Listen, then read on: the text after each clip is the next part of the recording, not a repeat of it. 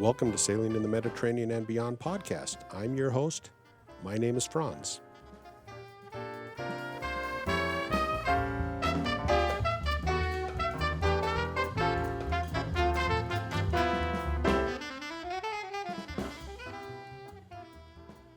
This is the first podcast I've done for a long time, and I was out trying to route out my next summer's sail.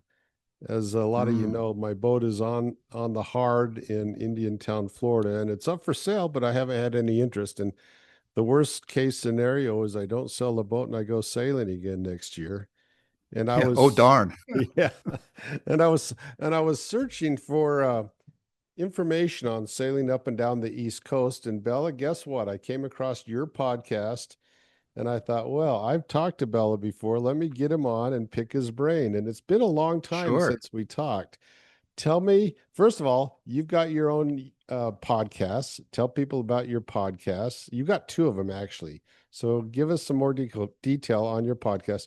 A lot of the people that are listening have never heard you before. So just assume you're telling it for the first time. Sure. I have two podcasts. One is about business and entrepreneurship, and that one is called The Unconventional Path. And the sailing podcast is called Sailing and Cruising the East Coast of the United States. Both of those podcasts, well, between the two of them, there's like 350 episodes. I think there's about 180 episodes in the business one, and I'm approaching 165 or something on the sailing one. So they've been going on for a while. The business one is kind of dormant. I've only been interviewing people who I'm super interested in having a conversation with them. The sailing one is quite active. I release either an episode every week or every other week. It sort of kind of depends how things are going. And I have a co-host for both. So interesting story how this started. So before I retired, I was a professor in a business school, and there was another fellow professor there, and he and I hit it off really good. And we started the entrepreneurship podcast. We both taught entrepreneurship. We kind of hung around in those circles. And then he left the school and moved to Germany to be a business professor over in Germany. And we said, we should figure out a way to kind of keep working together. And so we started this business podcast as a way of continuing our collaboration. So typically I interview the guest, and then Mike Wasserman, who's my co-host, he and I then sort of do a brief intro, and we do sort of a 5 to 10 minute summary at the end. And then after I got my current boat, I was thinking, gee, maybe I'd like to do a sailing podcast. And I called up Mike and I said, hey, Mike, you want to do a sailing podcast? And he said, I know nothing about sailing. I go, that's perfect. You can be the straight guy and you can ask the questions, and, you know, we can have a conversation. So the format's the same. I typically interview a guest, and then Mike and I will do a little introductory commentary, and then 5 or 10 minutes at the end, sort of Mike will talk about, hey, I never knew about that, or tell me more about this. And it seems to work pretty well. It's resonating fairly well with our listeners. So yeah, The Unconventional Path is the business one, and Sailing and Cruising the East Coast of the United States is the sailing podcast. All right. Well, let's go down the sailing podcast route today, and tell us what kind of boat you have, when did you get it, and where are you headquartered? Sure. So this is I have a Hunter 45 deck salon, 2009. And my sailing history goes to starting sailing on a Sunfish in Lake George, where we used to vacation for many years. That's sort of where I learned to sail. And then after I got married, I relatively quickly purchased a Catalina 22. and I was living down around Poughkeepsie, New York, and we kept that in the Hudson River. And we sailed that boat in the Hudson River. And then we moved to California, and I actually took the sailboat with me out to California, the Catalina 22, that is, and kept it on Folsom Lake, which is in near Sacramento, California. Sailed it. We lived out there for about 10 years. And then we moved back east and lived very close to Lake George, which is where I live now. I live about 20 minutes away from Lake George, which is a nice, beautiful lake in upstate New York. And we kept the boat there for many, many years.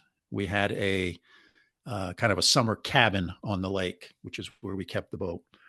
And then we decided to sell the cabin and also sold the sailboat. And subsequently, we started to charter bigger boats. And so we started chartering on Lake Champlain, which has a pretty good chartering community, which is about 135-mile lake that borders between New York State and Vermont. We'd also charter down on the Chesapeake and down in Florida. And chartering was sort of a great way for us to sort of figure out, do we really like this? Do we like a bigger boat? Do we like staying on it overnight? Do we like doing all those types of things? And the conclusion to that was yes. So about 6 years ago, just before COVID, so it was the year before COVID, we bought this current boat, the Hunter 45 deck salon. Now, And we keep a it. center keel boat? Does that a drop? Is it center keel or is it a fixed keel boat? It's a fixed keel. Okay. It's not a swing keel. Yeah, it's a fixed keel, draws 5 feet of water. Um, it's got it weighs about 28,000 pounds. So it's not the old sort of fashion. I shouldn't say old fashioned, but it's not the ocean going vessels that people talk about. This is sort of a coastal cruiser. It's your typical coastal cruiser or production yacht, as sometimes people refer to them. And we keep it on Narragansett Bay. I have 2 sons. One son and his family live here relatively close to us. And the other son and his family live out in Providence, Rhode Island, or near Providence, Rhode Island. So actually, they live about 5-minute walk from where the marina is, where we keep the boat. So it serves as sort of our summer condo for visiting him and his family and the granddaughters. And it gets us out sailing on Narragansett Bay and Long Island Sound and Buzzards Bay and stuff. Okay, I just zoomed in. As you know, I always go on Google Earth and zip around while you're Yes, talking. So I just zoomed in on Narragansett and I see that big bay behind the city. Uh, that's where you're talking about, where there's like Prudence Island and that's right. Mount Hope That's right. Bay, and those that's your cruising grounds then for the most part. That's my home cruising grounds. That's right. That's exactly right. That's where we tend to hang out in the bay, or we go out to Block Island. Um, there's just the interesting thing about, and this is why I decided to do the podcast about the East Coast. The East Coast, I think, is really unique in that you can sail all the way from the Florida Keys all the way up to Maine and not have to do any overnights, which, if you think about it, is pretty remarkable. Because Well, there's just so many places to stop. You might have a couple long days. There's a couple stretches where you'll have a long day, but you can do that without doing an overnight. Or if you want to do overnights, you can do as many overnights as it takes to get from Florida up to Maine. all right, so let's start talking about your adventures on the East Coast then. So have you all gone all the way down to Florida and back up now in your sails Uh, along the East Coast yet? yeah, not in my boat. So I have 3 times done a trip from Florida up to New England on other people's boats. I've helped some friends move a boat. So I've been crew for someone else and helping them move a boat. So I've done that trip 3 times. Most recently, I just did it this past spring. So the spring of 2025. A friend of mine was moving his boat from Brunswick, Georgia, all the way up to Burlington, Vermont on Lake Champlain. Uh, and you can actually you can go up the Hudson River and through the Champlain Canal and get into Lake Champlain, or you can go up the Hudson River and at Troy, head west and go out the Erie Canal and get to the Great Lakes. So the amount of cruising grounds that are available on the East Coast, I just think is tremendous. All right, so I'm going to tell you my small experience on the East Coast is when I sailed in this year from the Bahamas. We cleared in at Palm Beach, the Palm Beach inlet there, or Palm, yeah, is it Palm Yes. Beach? Yeah, Palm Beach Inlet. And then we went up to Fort Pierce and then out the Okeechobee Waterway to Indiantown, where I took the boat out of the water. And we anchored right there just as we came in the inlet. It was a great anchorage spot. And the next day, we just worked our way north through the inside, the inland waterway. I guess it's just called the intercoastal waterway, isn't it? That's And right. ICW. Yeah. and it was lined entirely with big, beautiful, multi-million dollar houses all the way up there. But I did not see very many places to stop and get off. And in fact, we wanted to go out to get something to eat when we got up to Fort Pierce. And it was such a long ways with the dinghy to go anywhere where we were anchored that it was difficult. Tell me about your experience and how you see that. Yeah. So I find that you're absolutely right about Florida, particularly sort of the central part of Florida. It's densely populated. Much of the shoreline is private. Um, there's not a lot of really good anchorages. As a matter of fact, Florida struggles with what to do with all these boaters and people who want to anchor off of someone's beautiful multi-million dollar mansion. So some towns have come up with all sorts of restrictions on how long you can stay and all that kind of stuff. So there's a tug of war going on there. But once you sort of get up, let's say the northern 2/3 of Florida and north, it gets much more rural. And the ICW, uh, I'd say, would be from there all the way up to Norfolk, Norfolk, Virginia, is characterized by 2 or 3 miles of seeing some houses, sometimes some big, beautiful houses, and other times houses that look like they've been there for 50 to 100 years. And you might describe more like a camp than a house. And then there also be stretches of just wilderness where there's nothing. Now, one of the challenges in going up the ICW is you do need to spend some time planning, because anchorages, you really can't anchor. There's not a lot of places to anchor on the ICW, and it is used by, it's commercially used, so there's traffic on it even at night.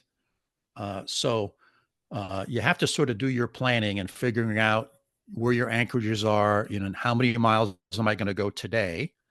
And you're motoring in a Yeah. sailboat. Okay. So, you're not sailing, just a few big bays where you can sail. But for the most part, if you're coming up on the inside, as oftentimes people refer to it, is you're motoring. And the bridge height restrictions are 65 feet. So you have to have a mast, including your antennas and all that kind of stuff, that's 65 feet or less. And my boat is 62, and I've been on other boats that are 62, and you get pretty nervous going under some of those bridges. um, because sometimes, you have what do you call them, a super tide or whatever, and you Hmm. sort of have to be cognizant of those things. But so it does take a little bit of planning, because there are stretches where there's nothing. I mean, you'll get 20 miles and you won't see a house. You won't see any signs of civilization. And then you'll come into a stretch where there'll be a marina or two. Um, so yeah, it's really interesting from that perspective. A lot of people sort of poo-poo the intercoastal waterway.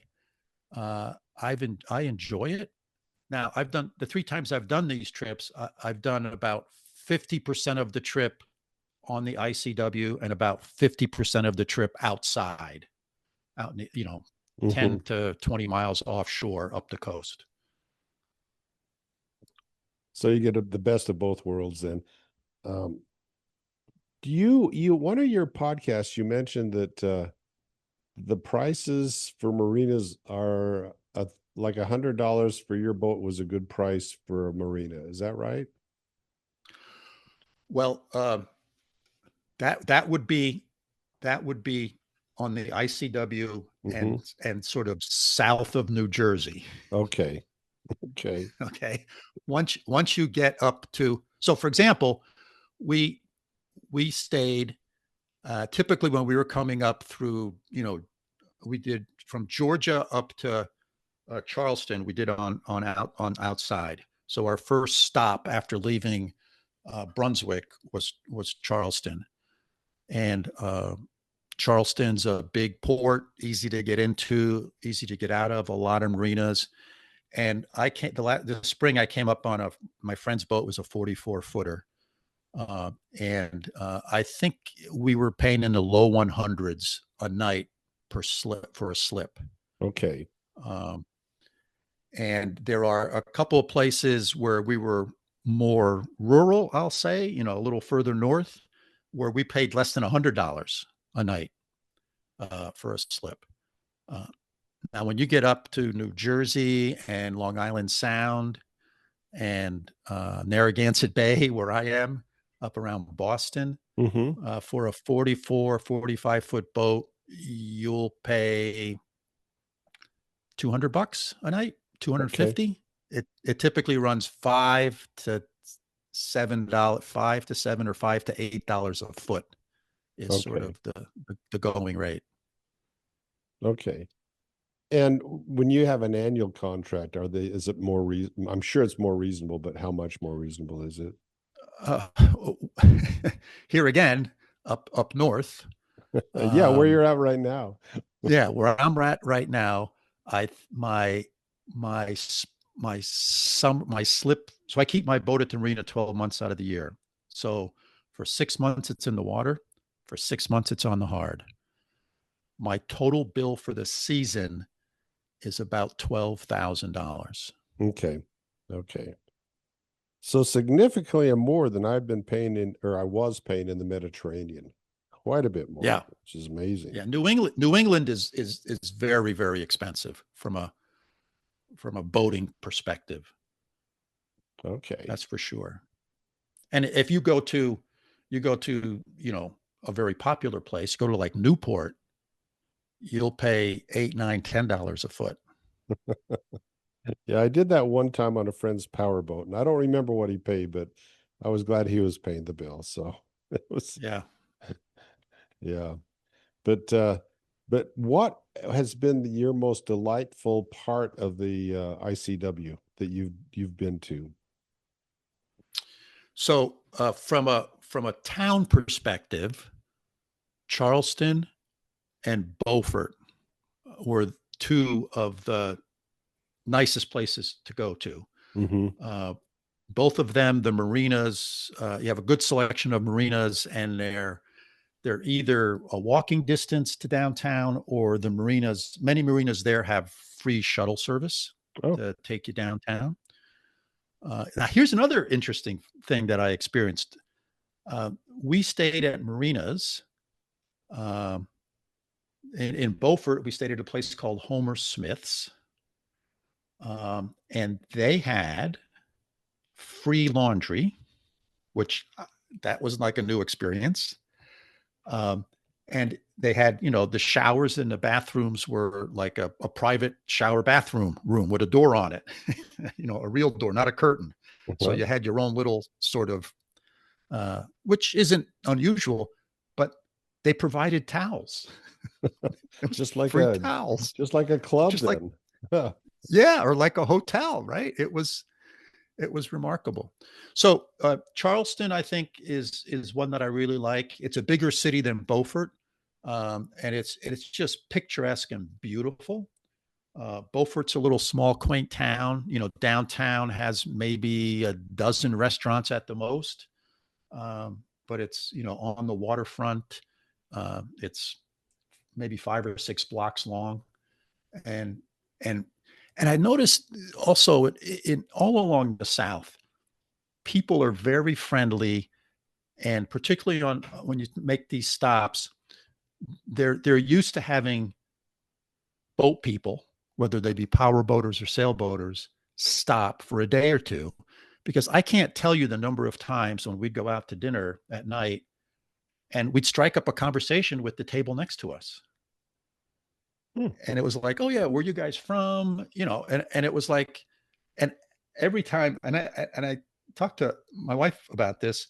It's like up here where we live, we go out to dinner. You never strike up a conversation with the person next to you unless you happen to know them. So it was just this real sort of friendly, welcoming atmosphere. But I think from the town perspective, those would be my two towns. Uh, and then the parts of the ICW that were, I really liked the parts where there was nothing. There was just, it feels like you're almost like you're going through the middle of the woods. There's trees on both sides of you, or maybe tall grass, and you'd see all sorts of wildlife. On occasion, you can see an alligator every once in a while. Um, and but bird life and all the other creatures that you can see are really amazing. Now I'm zoomed in on Charleston, and I see there's a marina across the river to the east, and then along the peninsula where the town is, there's one, two, three marinas I can see around there, and one's a big, big Yes. marina up on the Ashley River. Which one did you stay in there? We stayed at one. I've stayed at the same one every time I've been to Charleston, and it's now called I think it's called Safe Harbor Charleston, Okay, okay, I think is the name of it. yeah. Before that, I think it was run by the city or something, and I don't. It had a different name this last time I was there, but they have a dock that sits on that river, and their claim to fame was that the dock is a mile long. I stayed in Safe Harbor, Puerto Rico, and it's I think the largest marina in America. And they would send golf carts out to pick you up. It was so far to get Yes, from the slips out to into the uh, into the main part of the into the office basically. So they'd send out a yes, golf cart and pick you up. But yep. yeah, so that must be a company, just a company that does those marinas. That's a name brand. It sounds like then. Yeah, here Yeah. it So is. the marina I'm at is actually a Safe Harbor brand marina. Okay. So Safe Harbor is a company that went and bought up in the last 10 years, bought up a whole bunch of marinas. And so one of the interesting things about keeping your boat at a Safe Harbor marina is I can go to any other Safe Harbor marina and basically stay there for free. Oh, okay. Well, that makes sense then. So yeah, and we have really, and in on Narragansett Bay, I think there's a total of eight safe harbor marinas. So we often just leave our marina, make a reservation at one of the other marinas on the bay, and go there for the night with the grandkids, and they love it. Most of the marinas have pools and nice clubhouses, and it works out really well. Hmm. Okay. I visited by land Charleston and Beaufort. So I've been to both those places and I thought, well, these look like great places to sail to. And you're confirming that for me. So, Yes, yes. And I'll say the other great place to sail is the Chesapeake Bay. okay. Okay. Um, you well, let me if we continue up the ICW, Mm-hmm. you're going to go through Norfolk, And Right. Norfolk, I think, is the largest naval base um, on the East Coast. It's the headquarters. That's where all the ships are for the whole Atlantic Fleet. It's just an amazing sight to be in your little boat going by these aircraft carriers that are just I don't even understand how they float. They're so big. Um, so just that was just something. But then that takes you out on Chesapeake Bay. Mm-hmm. Now, the wonderful thing about the Chesapeake Bay is that if you look at it, in a satellite view or on Google or Earth, it has so many little bays and estuaries that go off of it. It's not like a bathtub. Sometimes bays look like a bathtub. Mm-hmm. There's just no place. Chesapeake Bay is just the opposite. So there's so many places that you can pull into, and be in an anchorage, and you could stay there for 3 or 4 days, and you'll be the only person there for 3 or 4 days. Um, so that's one of the real beauties of that, and it's got a lot of nice, quaint towns. We've done a lot of chartering, or we did a lot of chartering out of a place called Rock Hall, which is just across the bay from Annapolis. Okay. Quaint little town, and it was just great. So that was also another really, if you have the time to spend on the Chesapeake Bay, uh, there's just a lot of history there. They have these unique lighthouses that are like they're round, and they're built on stilts, is what it looks like. This like 50 or 60 stilts that supports this round platform, and on top of that is this round building, and on the top of the and not skinny round like a typical lighthouse tower is, but like a house round. Hmm. And then on top of that is a light. And the lighthouses of Chesapeake Bay or on Chesapeake Bay are really unique. Many of them, of course, have been decommissioned, and they've been restored, and you can tour them and stuff. But very, very nice. It's a huge bay. I'm looking at it. You could spend a whole summer just in that bay, it looks like. Now, when I launched my boat, well, I shouldn't say launched it. When I sailed across the Atlantic, I left from Hampton, which is way down at the bottom, Yes, and then headed that's out right. from Yep. there. So I never really spent much time in the bay. We sailed around one or Mhm. 2 days, but that was about it before we headed across. But it looks like you could spend a lot of time there. And they also have these, are they oyster fishermen that are still there that are dragging up oysters? Is that right? There's I don't know if there's oysters, but there's definitely crab pots. Ah, okay. Yeah. There's definitely crab pots. Certainly, oysters used to be a huge business, and I don't know if that is still there or not. But crab pots certainly are, and you do need to be careful. Um, the nice thing about Chesapeake Bay is the bottom is all mud. It's Hmm. shallow in spots, but it's mud. So if Good, if you good hit something, holding then. it's Yeah. soft. Yeah. And Yeah, for anchoring it, it's good holding.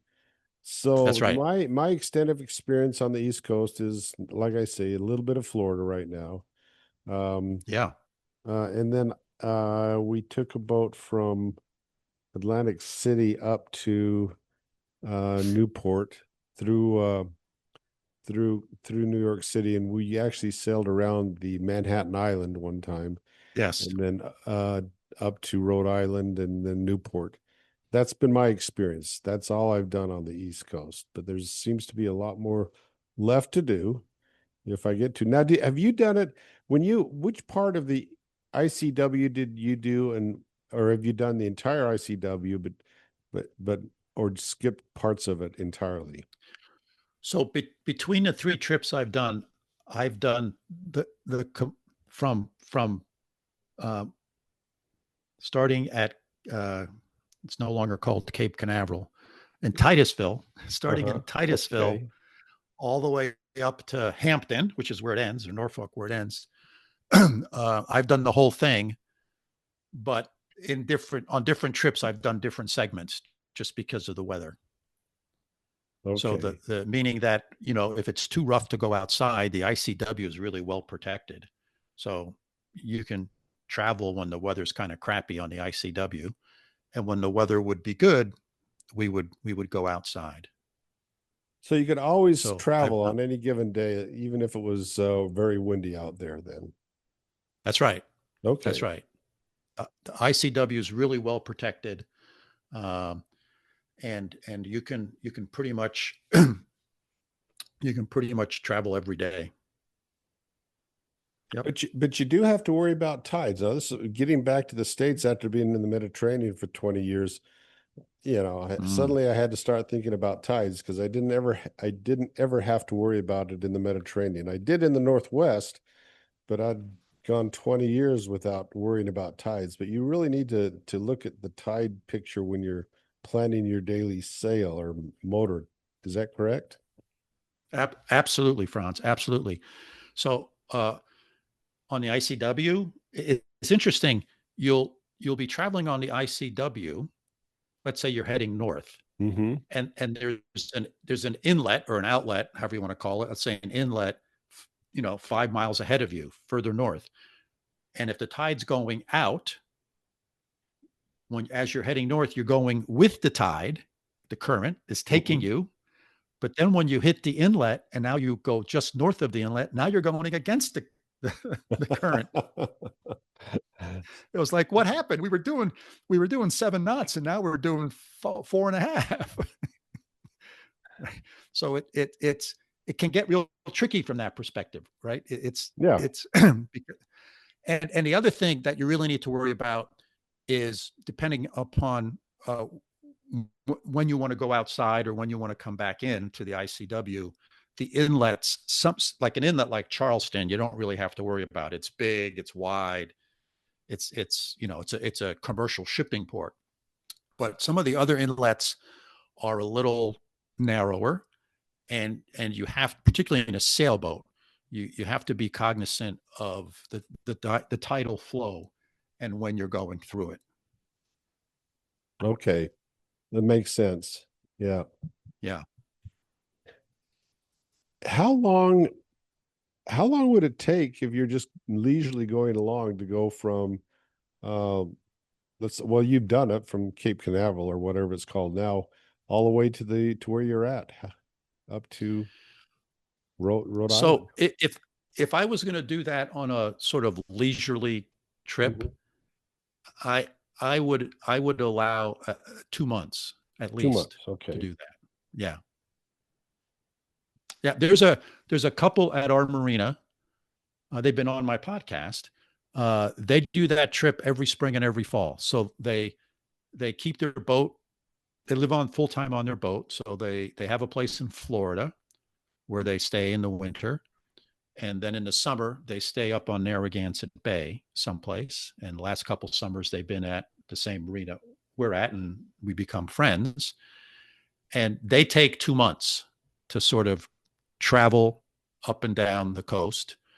Um, and he said they typically do no more, they do somewhere between 4 to 6 hours of travel per day. Okay. That's pretty leisure. Yeah.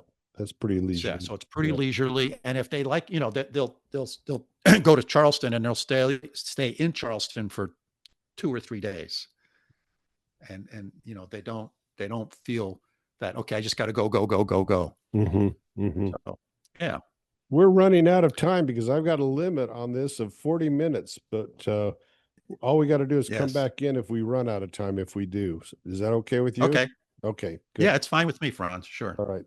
So let's Yep. continue on what your plans are for the coming year. Well, it's August as we record this. Yeah, for uh, me, it's now turned around. Now I'm only going sailing in the winter right now and not in the summer. So I feel like I should be yeah, on my boat, but no, I don't won't be getting on my boat until January or February. So it's hurricane yeah. season down there, but not where you're at. So what are you doing this summer then? So I have four grandchildren, four Hmm. granddaughters. The oldest one being 11, and there's 11, 9, 4, and less than a year. So the 11-year-old and a 9-year-old are sisters, and for the last 4 summers, this will be the fourth summer, they have come to the boat by themselves without mommy and daddy, and spent a week on the boat with us, and that's always been a lot of fun. And this year, for the first time, they decided to come separately. So 2 weeks ago, the younger one was out there for a week with us, and Monday, this coming Monday, the older one is coming out for a week with us. So that's a lot of fun. Um, and so that's one thing we always do. And then we host, family members, cousins, and nieces, and brothers and sisters come to the boat. Sometimes just for a day, sometimes for several days. And that's one of the nice things about Narragansett Bay is, uh, in 5 minutes, I'm out of my slip and I'm out sailing on the bay. And there's great sailing. If I want to go someplace, I can. But if I just want to go sail for 3 or 4 hours, we can come back to the marina. We can go to the pool. We can go into town or whatever. There's a lot of activities to do. In September, I'm planning a trip to Block Island for a week with my son. So we take a nice leisurely path on that. We go from our marina down to around Newport. We stay either in Newport or Jamestown. And then from there, we'll go over to Block Island, which again is a leisurely 4-hour sail. Spend a couple of days in Block Island and then make the return trip. Since I'm not familiar with the East Coast, what's appealing about Block Island? Is it sort of like Martha's Vineyard or something like that? Is it sort of a charming area, or what's it like? Yes, same idea. Okay. There's Nantucket, Martha's Vineyard, Block Island. Those are the big three. It's not as affluent as Martha's Vineyard. The former presidents don't live on Block Island. Okay. All right. Yeah, that's an area that I'm not familiar with at all, except for the little bit that I've told you about. So it's all new to me. Have you gone up to Maine? Have you headed up to Maine at all? I have not. I have not been, and that's sort of, as they say, on my bucket list. The person who's in a slip right next to me, on, I think it was Sunday or Monday of this week, left for a month-long trip. They go up to Maine every year, every summer for about a month. And so I heard it's wonderful and beautiful. People I've talked to say a lot of lobster pots, so you sort of have to be cognizant of that. And it's interesting how the terrain changes. Maine, down where we are, it's a combination of rocks and sand, but mostly sand. Maine is all rock. Okay. So you don't want to hit bottom. Yeah. Well, and it's also probably poor holding too. So yeah. Yes, the holding is more challenging. But one of the great things about the internet and all these various different apps is there's so much more information out there these days. If you know where to look. I use some of it you have to discount. I use No Foreign Lands and Navily. What ones do you use? So I've just heard of No Foreign Lands. Someone who was a guest on my podcast was telling me about that. The apps that I use are Savvy Navi, Aquamaps, and those are the big two that I tend to use. And one of them has Active Captain in it, and the other one has the waterway guide built into it.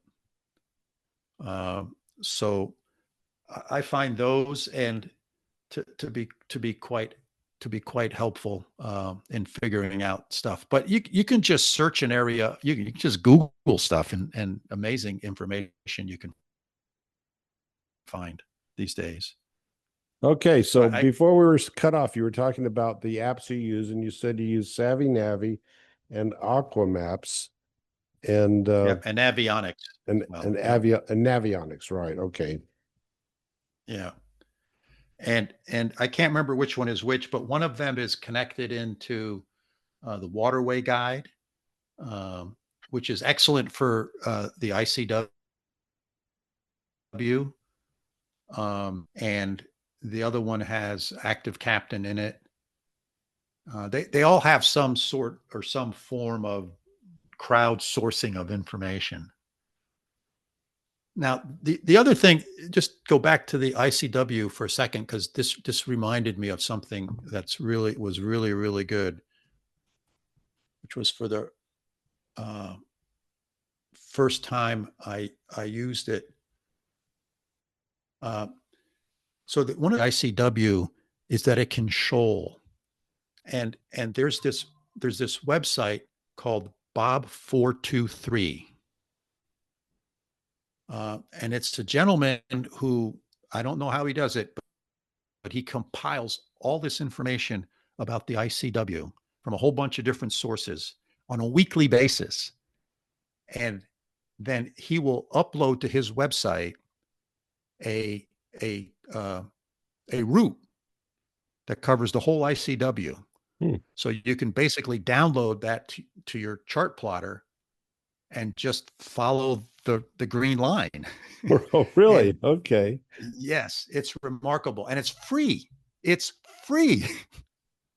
It's called Bob's 423, and it covers from like southern Florida all the way up to to Chesapeake, to Hampton. There it is. Okay, I just pulled it up. Bob's Ford ICW tracks and routes. Wow. Yep. Okay. Bookmark that. And it was interesting when we were coming up the ICW. So a couple times there was like a parade of us, like 3 or 4 boats, and you could see the ones who were using Bob's tracks and who were not. Because there would be, like 2 out of the 3 boats would hug the left hand side, and the other 3 would stay in the middle. So it was sort of interesting. But yeah, people swear by that, and it's a free service that this person does, and I highly recommend it if you're doing the ICW. Okay, so I'm looking at it and I see number one, he's got Norfolk to Southport, North Carolina, and I click on that. What's that going to give me?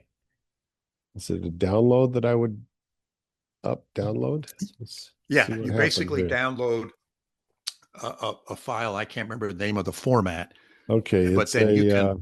a GPX file is what it is. Okay. Yes.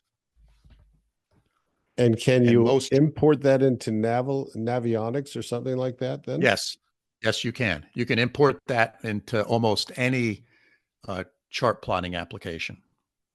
Okay. Okay. Okay. So I need to have it on my phone where I've actually got my Navionics on my phone to download that then it looks like Yeah. so. Interesting. Okay, so but just clicking on it downloads the file, but I can't on my office computer, I can't do anything with it since I don't have any of these other apps on it. Right. But Right. Just okay. download it to your phone and import it, and it's great. I mean, I think he has it for all of Florida. I don't know if it goes around the west side of Uh, Florida or not, but certainly for the east side. well, I see Key West to Long. Yeah, I think he does have it for all of Florida. Yeah. It's okay here, and he has a how to download tracks and routes. Okay, so he gives all the information. Okay, I bookmarked it, and I will definitely be using that, assuming I go sailing this year. So Yeah. you're using your boat for exactly the reasons I would want to use my boat, but your boat's bigger, and my boat's not big enough. I've got 4 grandkids as well, and my 28-foot boat is not big enough for them. So that's one of the reasons I need to get rid of my boat is probably I'll be chartering more to bring the family on board because it's Yeah. just not big enough for what I need. But perfect for me and my wife and my 2 daughters when they were growing up, but now the family's expanded, so it's more difficult. Yes. Yes. That does happen. But yeah, we find our boat, very comfortable. It's a good size. It's perfect for 4 people. Mhm. Got 2 private cabins, 2 bathrooms, big salon, big cockpit. It's quite nice. When one of the other families comes, and so we have four guests, then of course the salon table turns into a bed. So six people is can sleep there comfortably. You didn't So want to yeah, go down the path of a catamaran then, huh? I don't think so. Okay. You know, there's a couple challenges I think with catamarans. One is a lot of marinas can't take them, Hmm. or you're going to pay for two slips, Right.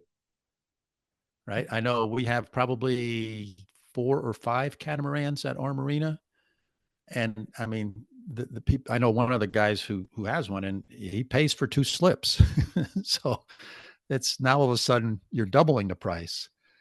Um, and so, but that's if you're fine doing that, that's great. I do think there's a lot of advantages to a catamaran, particularly if you're going to spend long periods of time on it. The space is great for sure, um, but I don't think we're getting a catamaran. This is probably our last boat. I'm 72, so um, it's getting to the point where it's getting more and more of a challenge to to do things. Yeah, and that's exactly the age I am as well. And it's just harder to do it's hard for me to maintain the boat and as I used to maintain it. It's just I just don't Right. have the energy for it anymore. That's a lot of the problem right there. So, Yep. Yep. I run out of gas. mhm. Yep. Well, Bella, it's been Yeah. great talking to you again. And Yeah. let's uh let's keep in touch. And I guess you're going to release this podcast at the same time I'm going to release the podcast, so we get it on both podcasts then. Do you want to do that? Yes. So yeah, you'll have to send me the file because I don't have that. We'll have to Okay. figure out how to do that. But I'm certainly happy to release it simultaneously if you like. Yeah. Yep, I will do that. I'll do some basic editing before I send it to you then. Okay. All That's right. great. Thanks a lot, Bella. And if you do venture out on your boat and head north, let me know. You can charter on places that I would recommend on the East Coast for chartering. I've chartered in Tampa Bay Hmm. in Florida, which was quite nice on the West Coast. Uh, Lots of places you can charter in the Chesapeake, which is just great. Like it's easy to spend the 2 months, the whole summer there. Hmm. A lot of you can, and a good place for chartering on the Chesapeake is a place called Rock Hall. Okay. Um, and then up by us in Narragansett Bay, there's a charter company right at the marina I'm at. So and there's several other charter companies along the bay.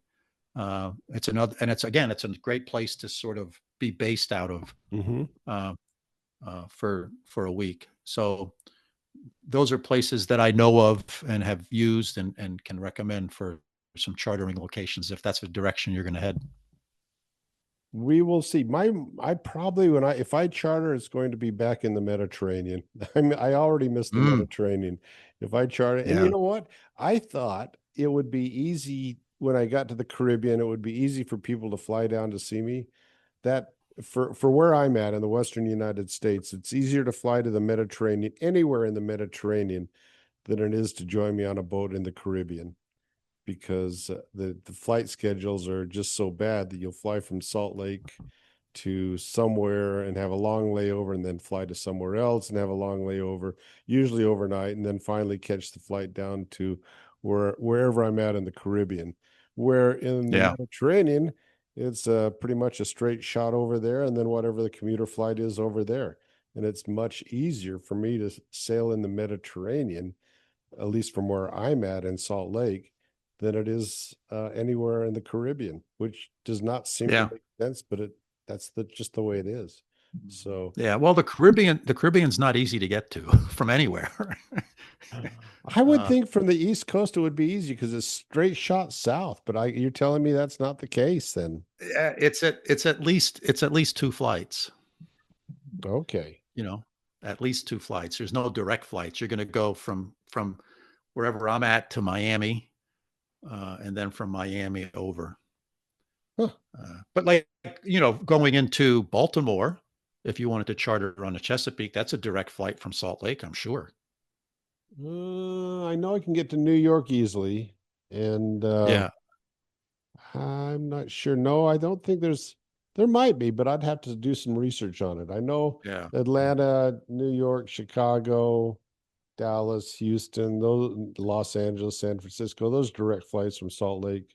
Uh, Maybe not some of the other cities like Baltimore, but I, if I ever do that, I'll look into it. So Yeah. yeah. Yeah. Very good. All right, Bella. Franz, was great chatting with you. Good talking to you again. Bye bye. The website for sailing in the Mediterranean and beyond is www.medsailor.com. Again, medsailor.com.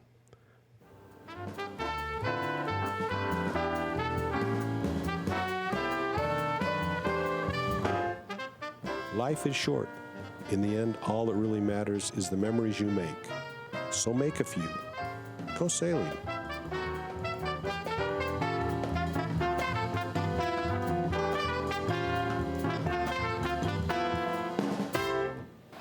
Joel, you want to know something? What? Every now and then, say what the gives you freedom? Freedom brings opportunity. Opportunity makes your future.